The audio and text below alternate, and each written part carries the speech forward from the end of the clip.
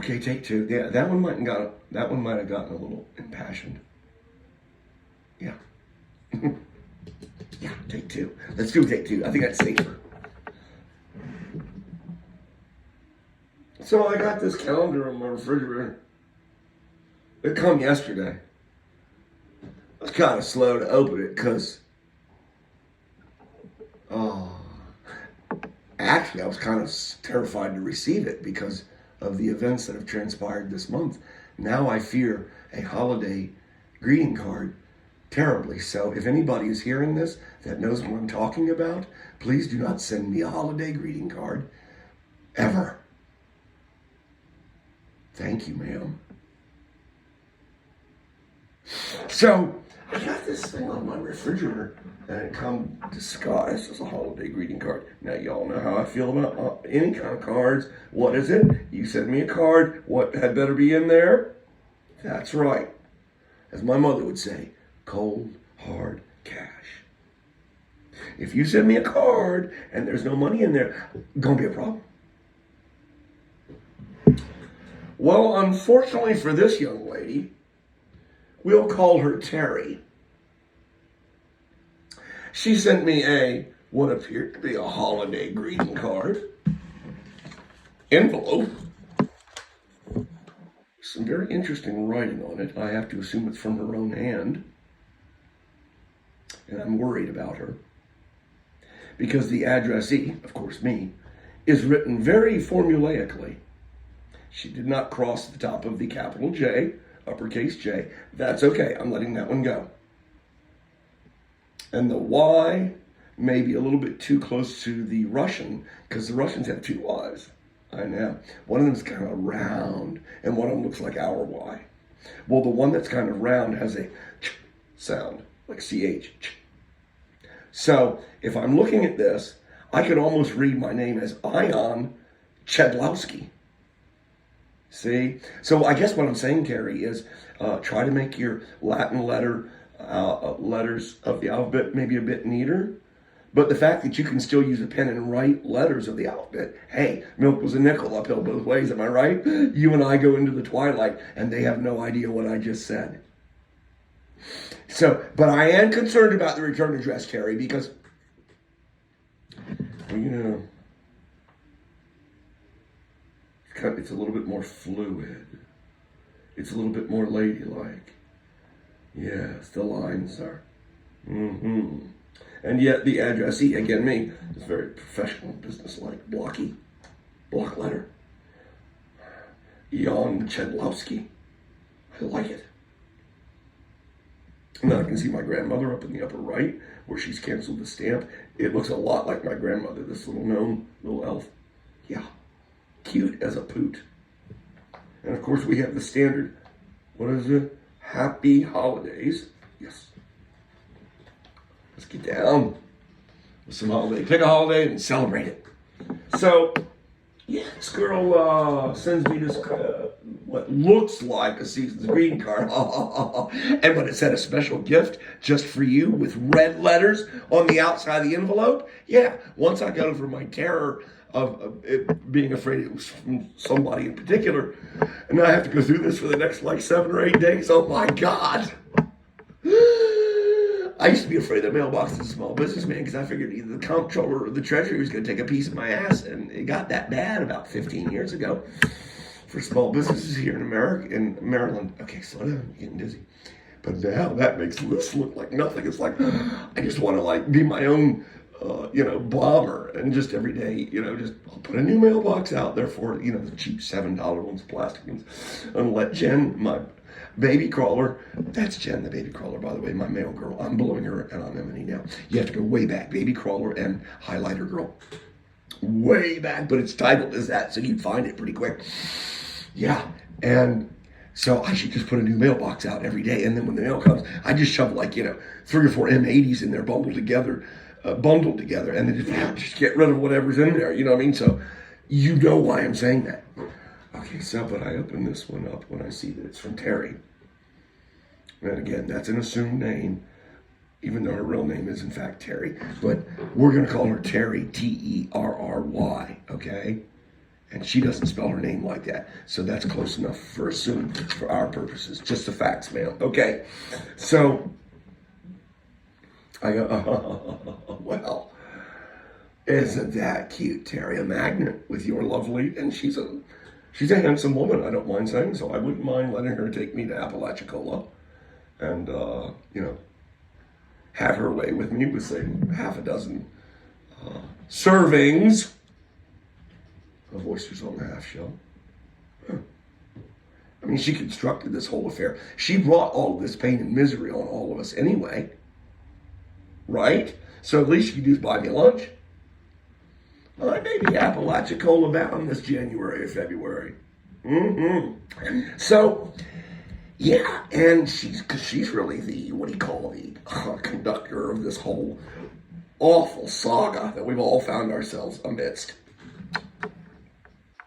And, I thought it was going swimmingly to the point of where I overlooked her magnet and her likeness so I could see her face every day now on my refrigerator and the calendar, because I'm not going to use that. Terry, the calendar is the size of a postage stamp.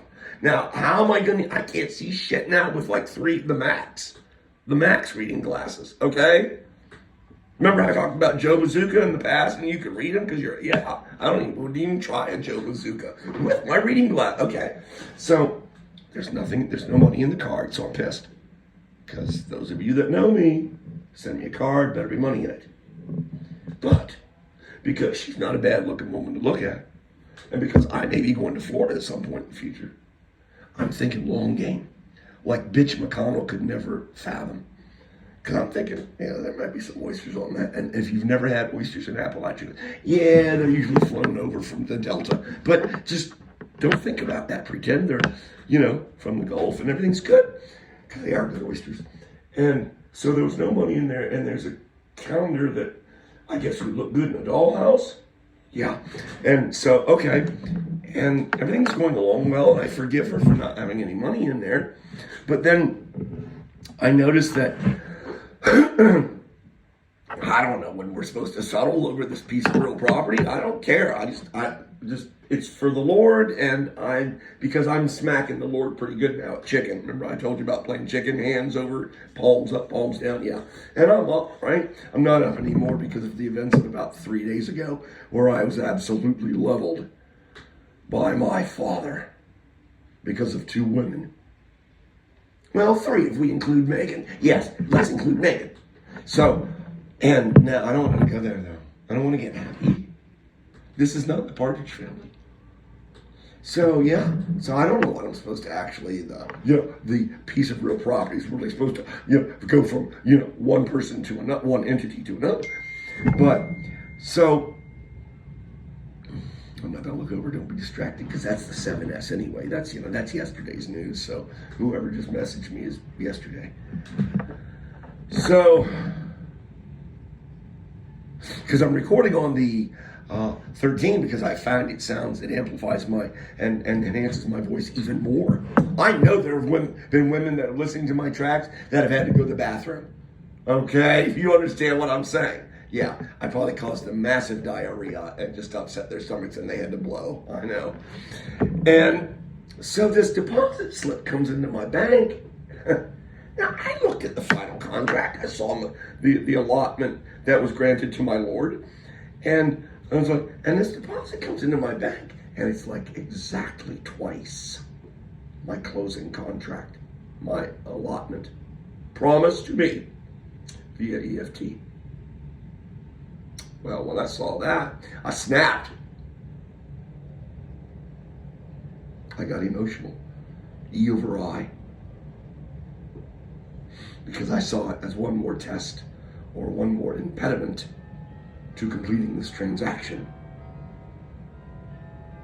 Not that it had been a difficult one to complete, but you see, I was already primed for, my pump was primed for impediments.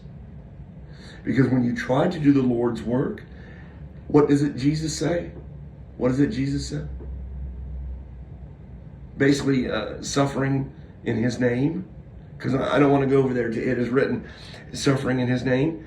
And so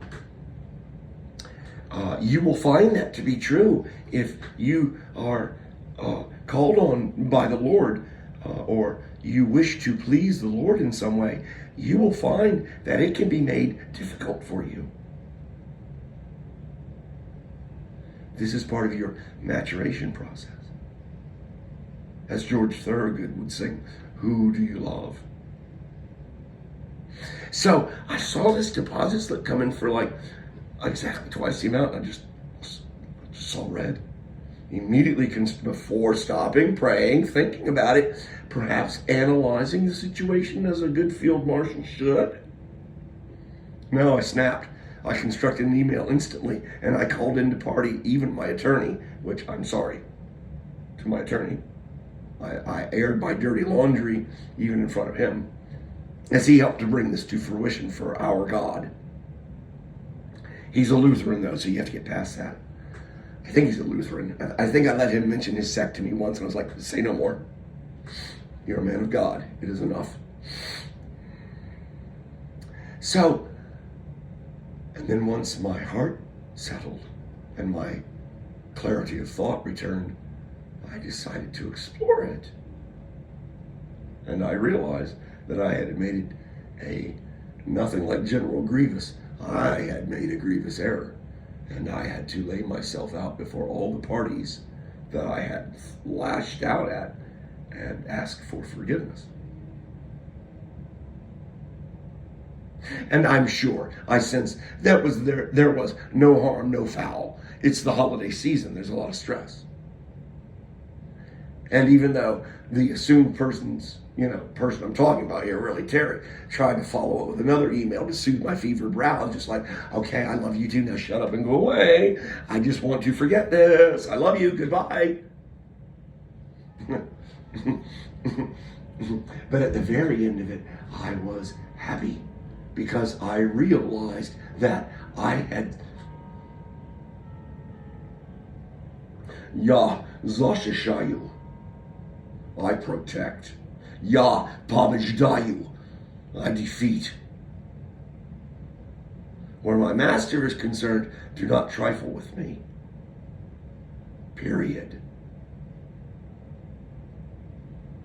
So yeah, I guess at the end of that whole thing, even though I had egg all over my face, and I really was an ass, a jackass, I believe I was forgiven. You know what I'm trying to say, from all the human beings. And I don't really care what God Daddy thinks about it in this moment, because I've got egg on my face, as I'm reliving it now for you, and I don't really want to know what he thinks. Period. Dude, let's move along. But inside, I felt a glow for my love. So, yeah, and I have these really neat mice in my house. I live in the country. But they're neat. I give them props. They don't leave little gifts anywhere. No. The only place I see little tiny footballs are in my shop.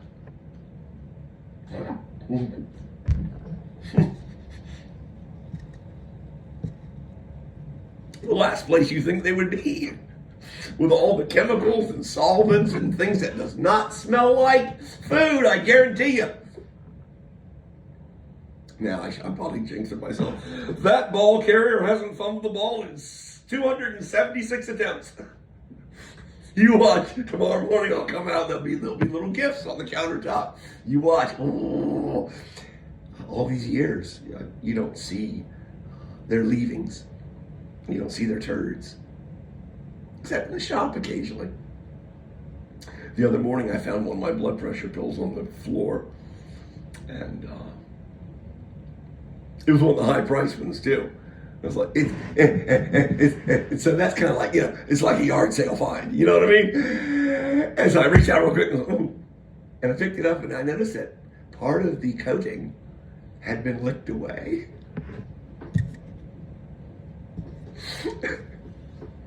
And I thought, well, we're either going to have a really energetic mouse, had a really energetic mouse, because I guess that's a sugar coating. I don't know, but it looks like they licked down into the chemical, better living through chemistry. So we might have a really mellow mouse. In fact, the kitchen may start to smell in the next 2 or 3 days. I don't know, but you better believe I popped that pill anyway. I took sloppy seconds after the mouse. I ain't gonna lie. That's expensive medicine. Oh, I know they in ya, because they even come into my bedroom when I sleep at night, and I think they probably get up on the bed and they ravage gummy bears that have fallen out of my bag. Because remember, I'm out at that point, and there's probably a bag of like half dispersed with the Schedule 1 drug sour sugar coating on top, and they're probably all over the bed because I'm out, and I've got the gummy beard probably starting. Yeah, well, let's not talk about the gummy beard anymore.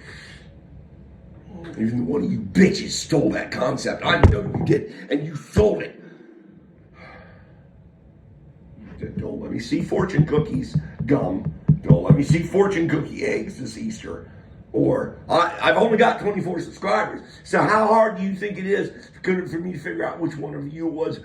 Yeah, okay, moving on. These are gifts of joy and wisdom and folly that I give to you. I don't expect you to turn around and take them and try to be capitalistic with them, you American bastard. Last rat standing. That's us. Last rat standing. Yes. We are Rome. We're not done yet. Nero has not begun to fiddle. We're close! So, yeah, I got neat mice in my house, that's all I'm saying. And I think these, I ain't gonna mention them anymore, I ain't giving them to you lazy Kim. No, they can just go into never world like you never existed, okay? Are we all on the same page here? Thank you. And let's just move forward. Golly, well, we could if you'd stop fucking mentioning it, John. You're trying to do tracks now that are going away from that. I know, and I think I'm doing a reasonable job. So,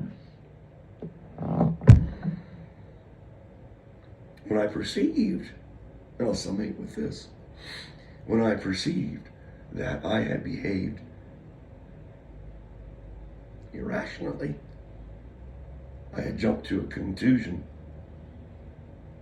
when I saw the deposit come into my account that something had gone wrong with the business transaction. And now I called the bank and said, don't touch the money.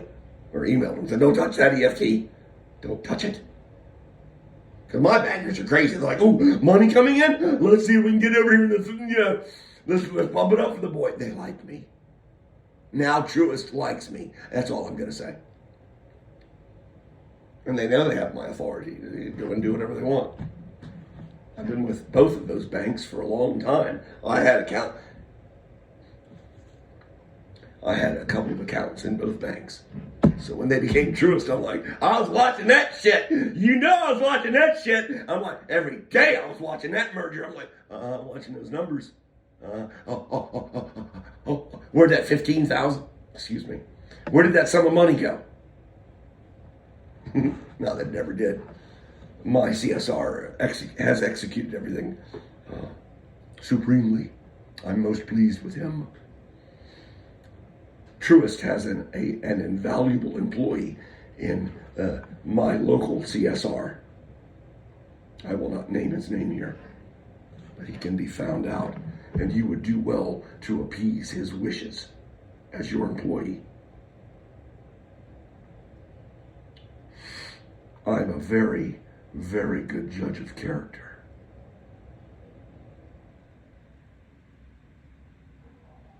So yeah, I like it when the Pharisees come to Jesus. It's one of my favorite stories because they go, hey, dude, you're working on the Sabbath. They were attempting to feed themselves. He and his disciples. They were plucking wheat to make cakes, I would assume. Their day's just getting started. I don't know if you've ever winnowed. Yeah, it's a long process when you're making your own bread. And the Pharisees came to Jesus. The serpents came to Jesus. Amen. And they said, but you work on the Sabbath. It's one of my favorite stories of Jesus in the Bible, because this is the one story. Now listen to me carefully. This is important.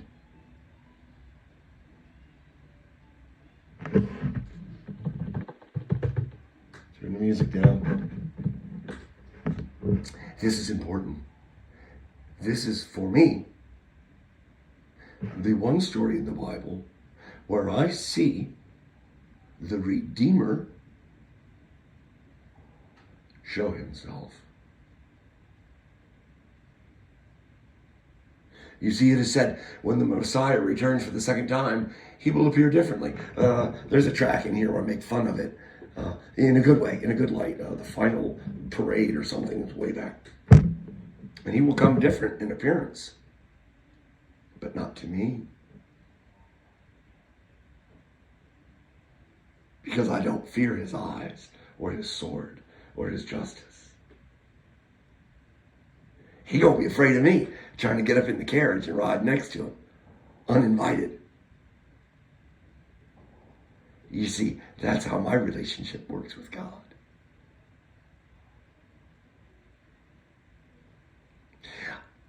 Would that I could have been there on the day when Jesus lost it.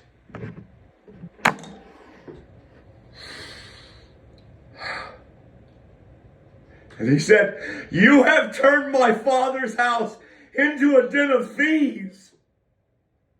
And he took the tables of the merchants and the sellers of things, And he turned the tables over one by one. He blew a gasket. You have turned my Father's house into a den of thieves.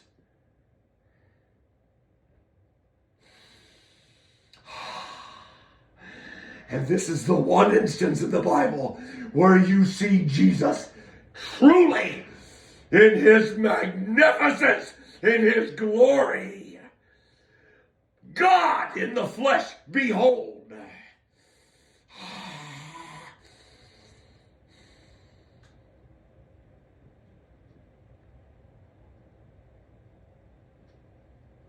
And you see, when that $22,000 deposit came into my account, which appeared to be exactly half of what I was due, I began to turn over tables 2